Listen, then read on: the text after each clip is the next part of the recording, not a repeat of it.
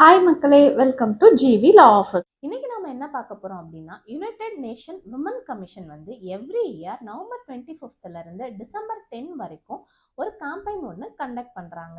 இது எதுக்காக அப்படின்னு பார்த்தீங்கன்னா, அவங்களோட ரிப்போர்ட் படி ஒவ்வொரு 10 நிமிஷத்துக்கும் ஒரு பெண் வந்து இன்டென்ஷனலா கொல்லப்படுறாங்க அப்படின்னு சொல்றாங்க.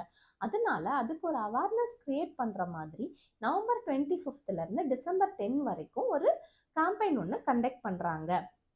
இந்த வருஷத்தோட தீம் என்ன அப்படின்னு பார்த்தீங்கன்னா, நோ எக்ஸ்கியூஸ். அதாவது உமனுக்கு அகைன்ஸ்டா நடக்கிற வயலன்ஸுக்கு நோ எக்ஸ்கியூஸ் அப்படின்ற மாதிரி ஒரு தீம் பேசிஸ்ல கண்டக்ட் பண்றாங்க.